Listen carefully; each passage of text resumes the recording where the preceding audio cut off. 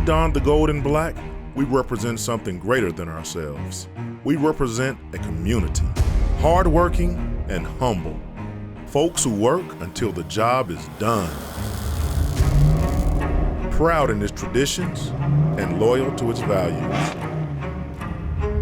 Unrelenting, tough, tenacious, courageous. That's one small step for man, one giant leap for man. What is a Boilermaker? It's all of us. And when we rise together, stand together, believe together, we are unstoppable. This is our team, and this is our time. It's got to be 60 minutes, all out to win. Underneath, Rondell Moore bounces off the tackler, and there he goes! Trying to get away from Barnes, but he can't. Play action. Doru. Third effort, touchdown. Are you kidding me? Threads the needle to Hopkins for the touchdown.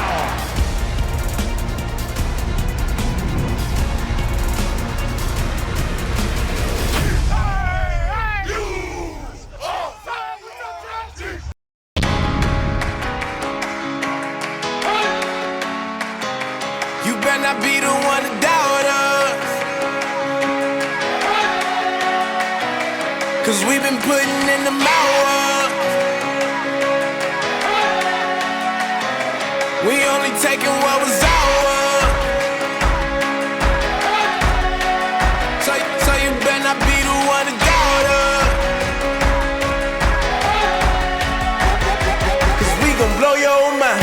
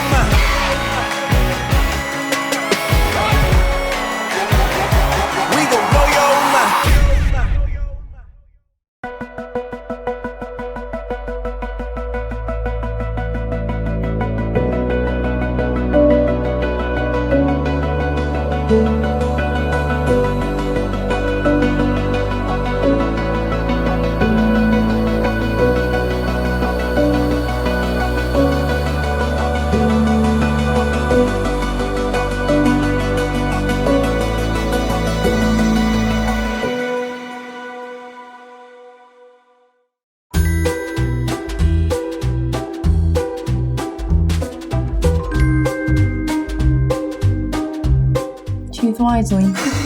I don't like popcorn, the popcorn one to begin with. I think I can tell the difference because I eat these a lot. One popcorn. Yes. The nostrils. I'm nauseous. I think I got the rotten egg. I can't tell. I got rotten egg. Yeah. Butter. Yeah. Butter. Oh, it's soft. Yep, that's rotten egg. Oh my gosh.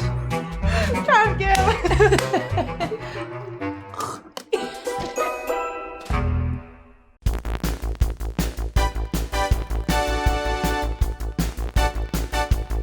Welcome to another episode of Getting Loose with me, Tommy Loose. Today's special guest is the OG walk-on Bobby Riddell. You're my idol, man. I just wanted to be like you when I grew up, and here you are. I got the same headband. Are you ready to go? Great, let's do it. First, we're gonna start with some dribbling stretches. All right, we're gonna start by having our feet shoulder width apart, left hand's on our hip, and we're gonna start dribbling. All right, we're gonna take our dribbles down to the floor. Nice, now bring them all the way back, lean back. Look at Bobby, he's got it. All right, everybody relax. Let's shake it out.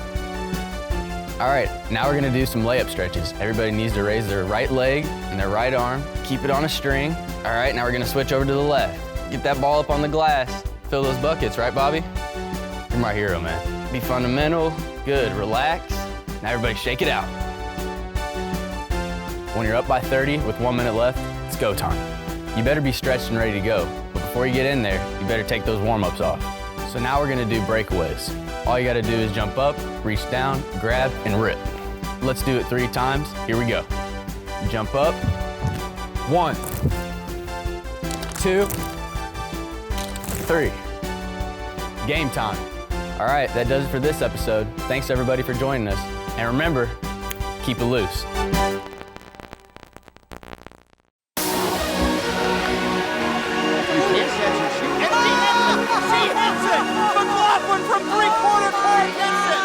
Is officially the all-time Purdue shot blocker with 350. 10 to shoot for Odin. Harden down low, high-low action. Kick out Odin, 3 for the lead. She got it! Purdue wins it. 62-59, the hero is Dominique Odin.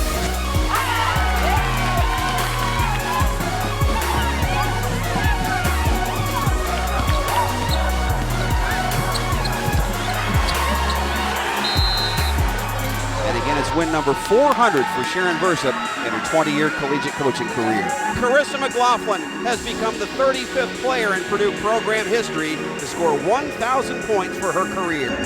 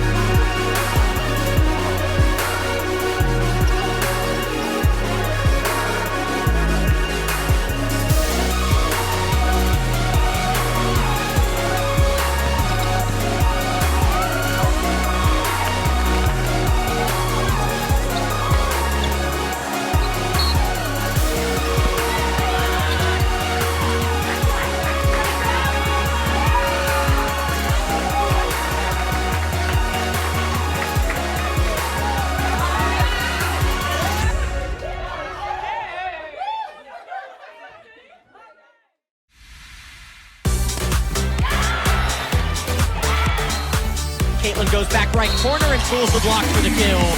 6 kills here in the first set. Push goes left side to Caitlin Newton. Cross court for the kill. Caitlin Newton, keep on celebrating. Purdue wins 2018.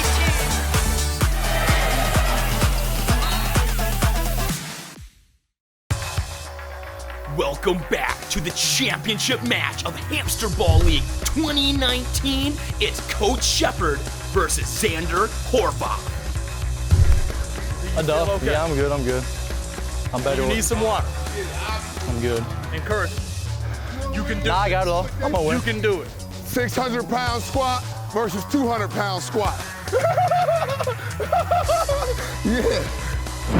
The trash talking is over and they are off. Both are off to a fast start as they really want this championship. Coach Shepard with the early lead, but hits the final pylon. Taking himself out, he tries to recover, but Xander takes the lead and uses the rolling technique to cross the finish line, and Xander Horvath is your champion. Coach Shepard tried his best, but his team reminded him he did not come out victorious. You see, I really won. you see how far I was behind though? Ooh, I need that. No doubt. Good job, boys. Tired.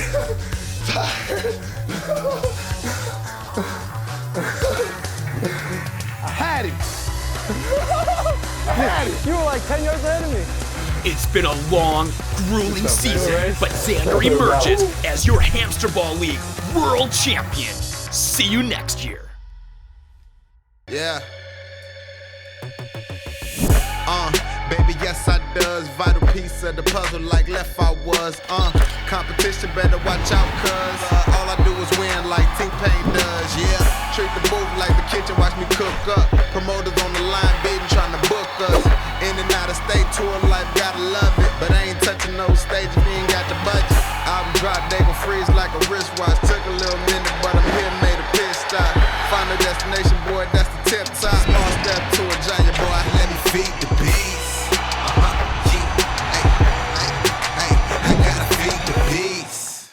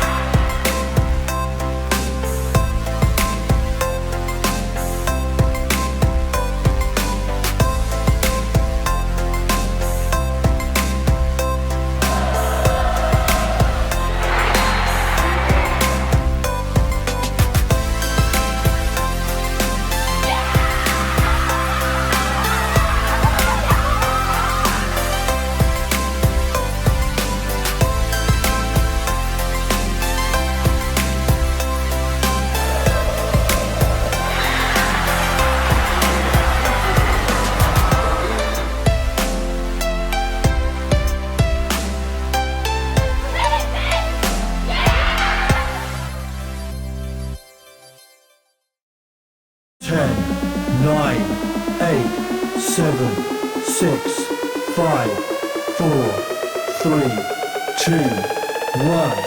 And now, your Purdue Boilermakers. I strive for freedom. I strive for peace. We've looked the other way, but now it's time to see. But I know it's never come around before. Well, hard to get a better atmosphere than we have here tonight. So bring it on. Just bring it on.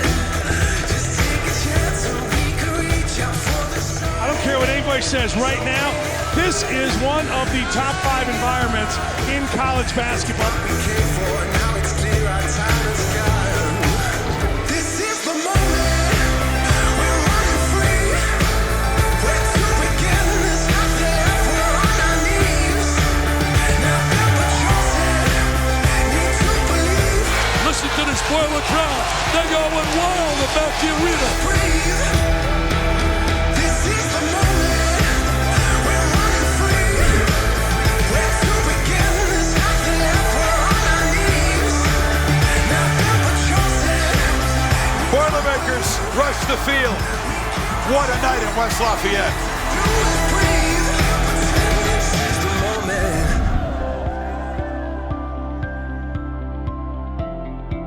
Well, hello, Purdue fans. Good to be with you. Welcome to our first ever Boilermakers in Your Home virtual event hosted by the John Purdue Club. I'm Nate Barrett, and I'll be your MC this evening.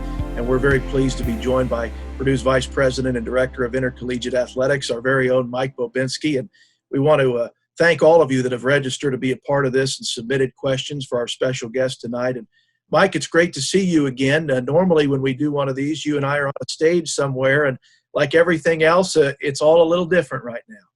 It sure is. But Nate, it's great to be here tonight. I want to thank everyone for joining us, for tuning in. And although this is not how we usually do these things, as you just pointed out, we're much more comfortable when we're with you in person in your hometowns.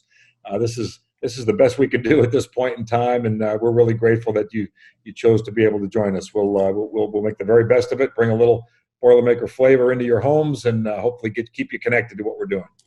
Well, although we can't convene like we normally do, we're really excited to bring some Boilermaker spirit into your home this evening. And throughout the course of the program, make sure to check out our John Purdue Club social media platforms.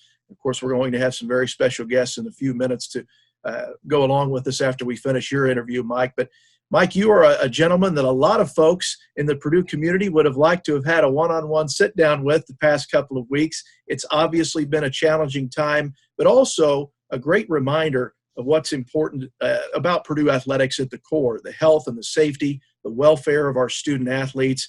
And we know you've done a previous address to John Purdue Club members, but how are you continuing as you uphold all these missions?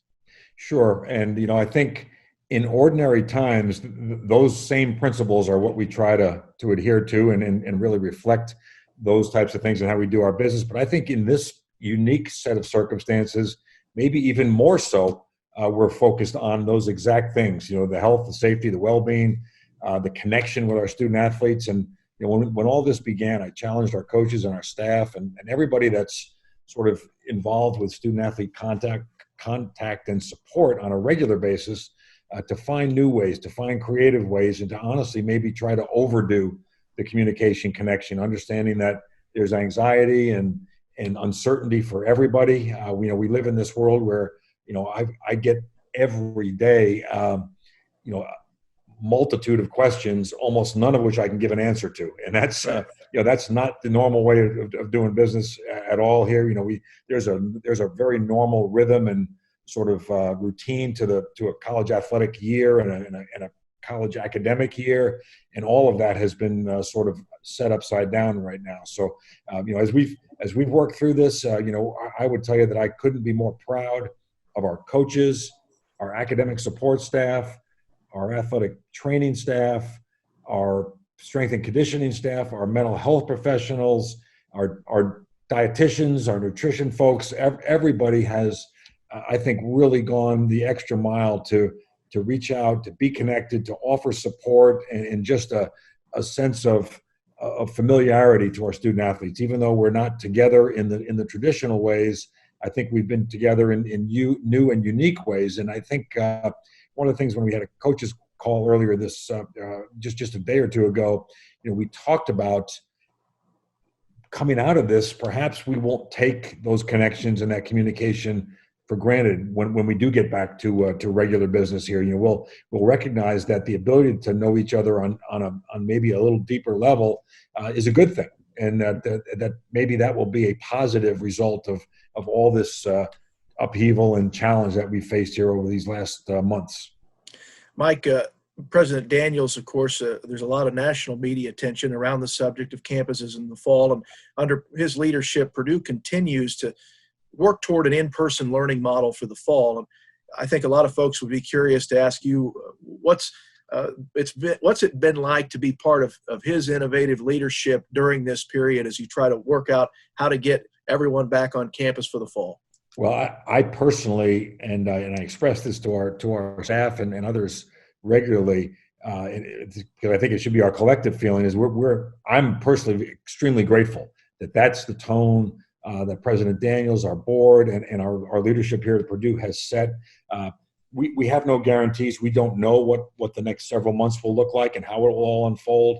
But having that aspirational sense of, hey, here's where we intend to go, and we're going to work every single day towards that end, to me is extremely helpful. There was a period of time, I think, in our society here recently where you sort of had this everyday swirl of misery, just going deeper and deeper into that pit of misery and wringing your hands about, this is just the way things are going to be. And I thought that President Daniels' initial message, which generated tremendous national attention and honestly motivated other campuses, other leaders like him in and around the higher education world to follow suit, was extremely well articulated, extremely well timed, and honestly based in science, based in fact. Right now, everybody's got an opinion and speculating, and most of those folks know more than anybody else. It's just purely opinion.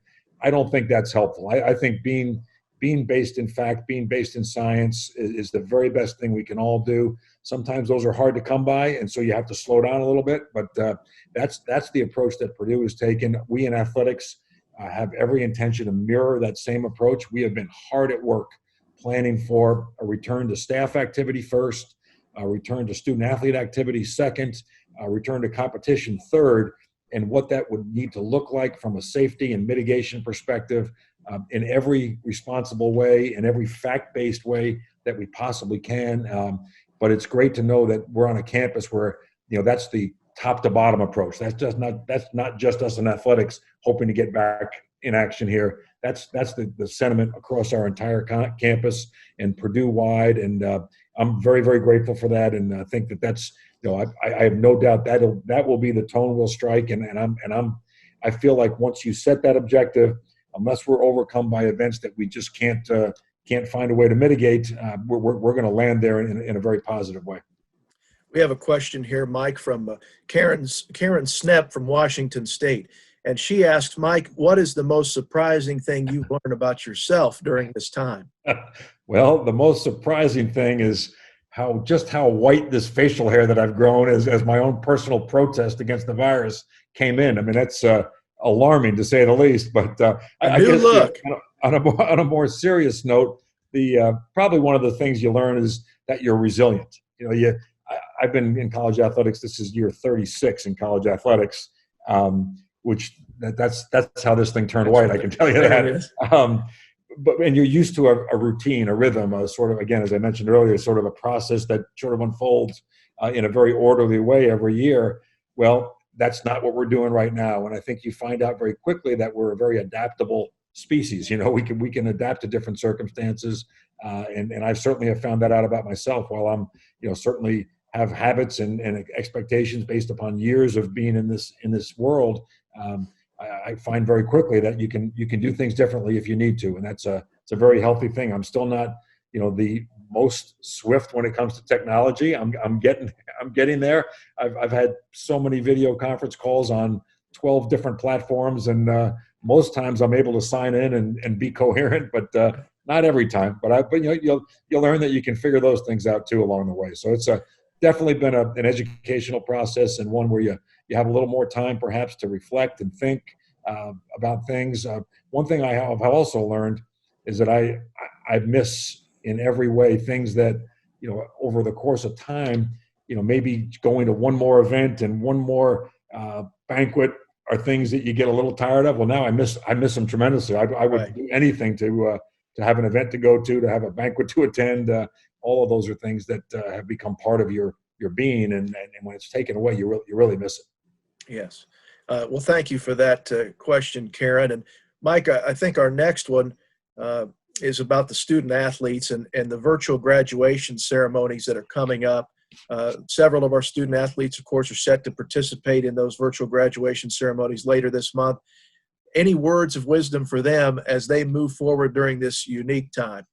Well, I think that the message would be very much what we always feel at these times, and that's a great sense of pride in what they've accomplished. Their ability to manage the academic rigor of a place like Purdue and be a student athlete at the same time is a heck of an accomplishment. And our kids do it, and they just don't squeak across the finish line. They do it very, very well. We have tremendous academic success that we're very, very proud of, and graduation is the capstone of all of that. So, just want to express our pride, our appreciation for who they are, remind them to not forget the lessons learned, the advantages that they take with them, having been a student athlete, all the things that the experiences that have come their way and that set them apart from just a regular college graduate, and that will give them, again, I believe, a great advantage as they launch into the next chapter of their lives. And remember the relationships, remember the connections that you made during your time here at Purdue, both in and around athletics, but as a student here at Purdue also, and recognize how meaningful those likely feel to you today, and how much they'll mean to you as you move on with the rest of your life. So it's a great time. I know we've had some student athletes I've seen with their families around campus taking pictures outside their facilities, because unfortunately we can't get them inside right now. But those are all great memories, great occasions, and we just again want to thank them for who they are and congratulate them on a tremendous accomplishment. The next question, Mike, I think is what a lot of fans out there would love to talk to you about in person. It would be, can you explain how the decisions are being made about football athletics, and what role does the Big Ten Conference play in those discussions? Well, that is a tremendous question, and I think we all sort of ask that periodically. And I think the reality is it's a multi-layered set of decision processes. There is no single entity that sort of has the go no go button that they're going to either give you the thumbs up or thumbs down here. There's obviously there's a federal framework, there's a state and local framework, there's an NCAA framework that lays on top, and then finally there's a local campus set of protocols, procedures, and regulations that we'll all live within. And whatever athletics will look like this fall will have to fall in line with all of that. The Big Ten has been very, very progressive in my mind in terms of how we've communicated as a league. We have had, since this began on March, I guess 10th or 11th, when we really got into this, right in the midst of the men's basketball championship, we have had an everyday Big Ten athletic directors conference call with the conference commissioner and other key staff members.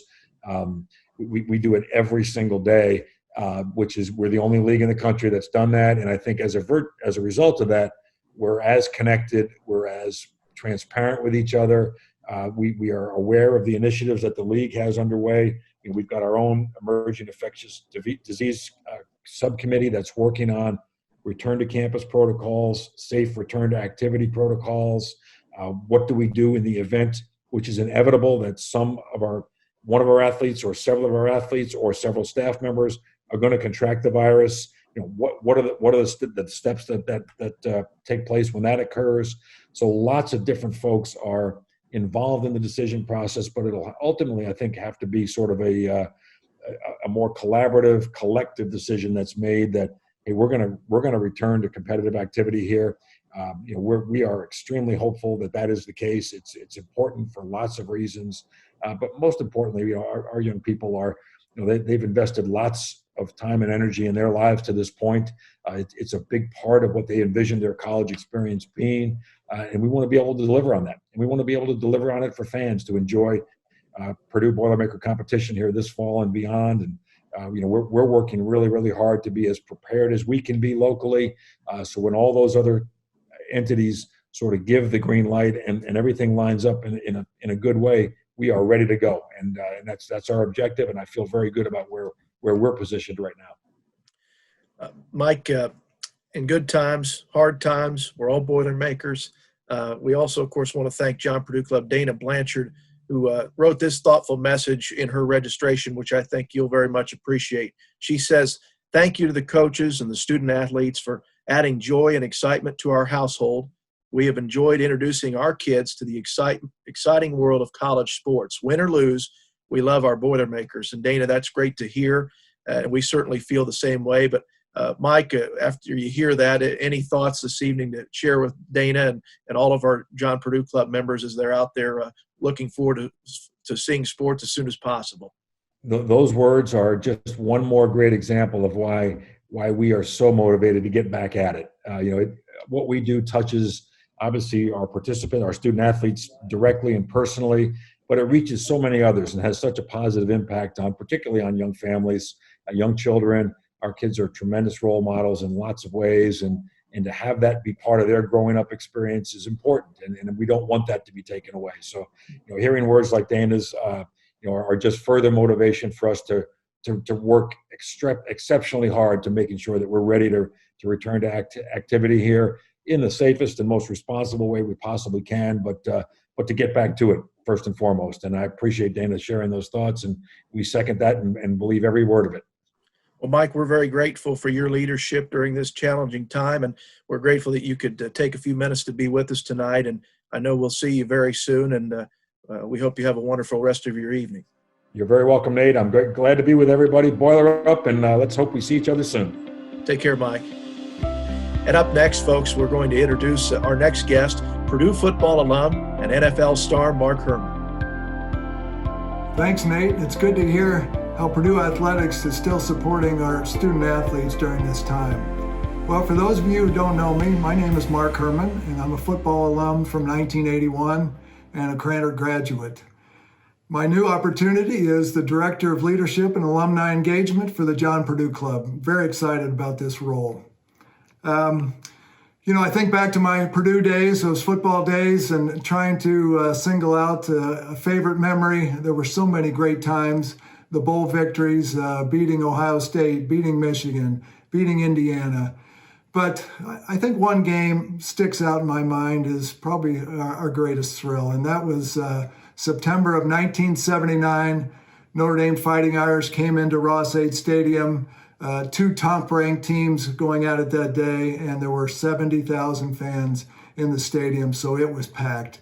The game lived up to its hype. It was back and forth. Notre Dame took a lead in the fourth quarter, and it was up to us to have a game-winning drive. We took it down the field and ultimately won the football game. I threw a little fade route to my best friend, Bart Burrell, and then favorite wide receiver for the winning score. So great day, great victory. Anytime you can beat the Irish, it's a good day. So that one really sticks out in my mind. And then it was time to move to the NFL. I was drafted by the Denver Broncos, very excited that day, and my professional career was beginning. Spent a couple years in Denver, traded to the Baltimore Colts. Baltimore moved to Indianapolis. Then I was traded to the San Diego Chargers, had a great 3 years there, to the LA Rams for 2 years, finished up my career 3 years with the Colts. I had an 11-year career, very blessed and excited about that, to realize a boyhood dream and to compete against the elite. So it was a very satisfactory career. Now moving on to what I am doing now. As I mentioned, my opportunities here with the Purdue football program and the John Purdue Club gives me a chance to reconnect with our football alums and some of our outstanding donors from our alumni base throughout the country and the world. Just talking about where we are as a football program, and really most importantly, what we're going to do with our Ross-Ade Stadium renovation project. And I think this is critical for the growth of the program, where we're going, where we want to be. If we want to compete for championships, we've got to have an elite stadium, one that's very fan-friendly, one that everybody enjoys being there, being with their friends and family, but also make it an intimidating place for opponents to come visit. So I think this is number one on my focus, and I will be reaching out to our alums in the coming months ahead, and just to talk about that, try to generate some momentum and support. So this is key for me, and I can't wait for the challenge. So we'd like to thank everyone who participated and registered for our Boilermakers in Your Home. Everyone who registers is automatically eligible to win a $50 gift card from Omaha Steaks. Now, congratulations to our winners, Wayne Saxton from California, and Linda Carroll, good friend of mine here from the state of Indiana. Your Omaha Steak gift cards will be mailed to you to the address indicated on the registration. So congratulations to you both. Now, up next, please welcome volleyball student athletes Emma Ellis and Jenna Otek. Well, thanks very much, Mark. And as Mark said, I'm here with volleyball student athletes Emma Ellis and Jenna Otek. And ladies, let's start off today by telling us, with you, Jenna, first, where are you? And we also want you to tell us a bit about yourselves, and then we'll let Emma do the same. Go ahead, Jenna. Hi guys, my name's Jenna. I'm from St. Louis, Missouri. I'm a defensive specialist on the volleyball team. And a little bit about myself, or about my family. I have 4 siblings. I have 3 older brothers and then a younger sister. And then I also have a little dog. We're going to talk about that dog a little bit. And Emma, welcome. Tell us where you are and what you're up to these days.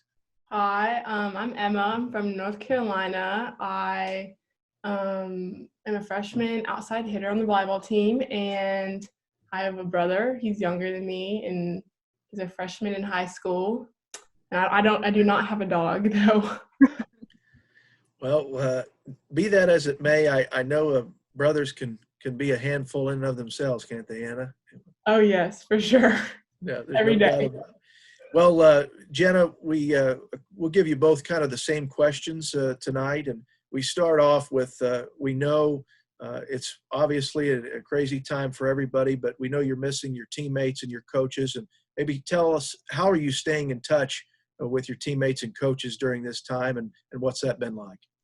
Yeah, so obviously it's been different and a little weird, but I think we've done a good job at keeping a hold of each other and talking and communicating with each other. Every week we have a Zoom meeting with the whole team, coaches and everybody.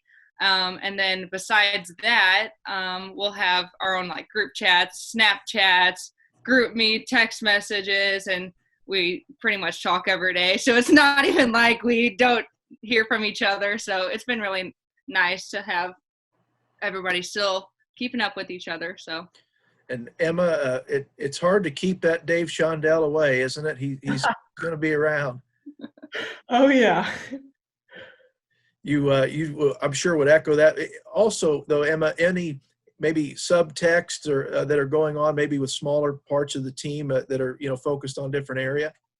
Yeah, we have like accountability groups just to check in with each other, check in how we're doing.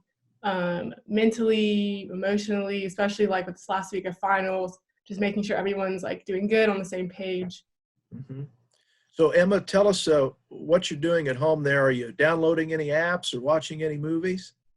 I've been on TikTok a lot lately, okay. And I've watched a lot of Disney movies with my brother because he's a big fan. Okay. And Jenna, are you getting any binge watching done while you're at home? I actually am. So I just finished watching Dexter, which is a show about serial killers. So that's, or a serial killer. That was really good. So now I'm trying to find another show to watch. So I need some recommendations here soon. But yeah, that's what I've been binge watching recently. Let's also talk academics, Jenna and Emma. We'll let Jenna go first since she's the upper a class person, and we want to know what's the transition been like with these online classes, and obviously a major adjustment, but how's it working for you? It's actually gone really well. I actually just finished my last final yesterday, so a little bit of a break here before some summer classes, but they've gone really well, and I think all of my professors and just Purdue in general have done a really good job of transitioning those classes from in-class to online, and they've just tried to make it as simple and as productive as possible, which I really appreciate. And yeah, I think they've gone really well, and it's just definitely different. But I am somebody that loves online classes, so I don't mind this, but Emma might have a different opinion. Yeah, Emma, I think a lot of people wonder, about missing the labs and the field experiences. Maybe you could share about that and your opinion on the online classes, how that's worked out. Yeah, I personally think like online is cool, I guess, if that's the way to put it. But I have a chem lab, so it's a little difficult trying to do the lab with all these observations and numbers and stuff. And they had to give us all these values, and it was just hard, like, I guess, put ourselves in that situation. And I have an animal science class that we could get to go to the farms and be with all the animals. So sadly, I could not finish out that class. We want to talk, since you mentioned animals, we do want to talk about Jenna has a golden retriever, and I know that we'll flash a picture up of that golden retriever. And we know there's a lot of Boilermaker pets out there, and we want to run a highlight reel of the Pete's Pet submissions. We're glad to know that your pets out there, John Purdue Club Land, support the Boilermakers like we all do. If you have a favorite submission, you can let us know on social media with the tag @John Purdue Club, and also use the hashtag #BoilerUpTogether as you post those pictures of your pets. And Jenna and Emma, before we let you go, any final thoughts for the folks out there, as I know they very much want to see you back in Holloway this fall? Jenna? Yeah, I would just like to say that I miss my teammates and my coaches and everybody, and obviously I miss Boiler Nation, and I just can't wait to get back in Holloway Gym and play in front of an amazing crowd. And yeah. And Emma, our producer, Corey, noticed that you and Jenna coordinated. She has Purdue and you have Boilers on your shirt. So you did very well there. But any final thoughts for our fans and supporters out there tonight, Emma? Just thank you for everything you do. It's not the same without y'all. I cannot wait for this upcoming season, and I'm excited to play in front of everyone in Holloway. Ladies, we know everyone's very proud of you and what your team did, of course, last season, and looking to many more great things for you when you're back on campus. But be safe out there, and we'll look forward to seeing you soon. And please give our fans a wave. Bye, guys. Bye. Thank you. Thanks so much, ladies.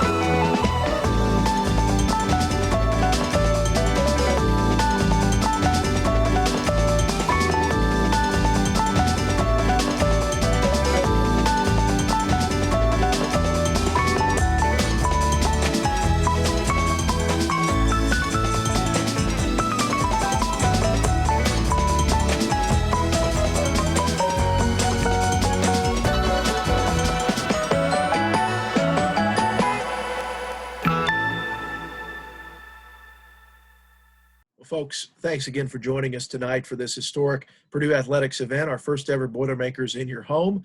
We're especially grateful now more than ever for your loyal support of the John Purdue Club, all of our members that continue to provide the world-class student-athlete experience. We thank you for all that you do.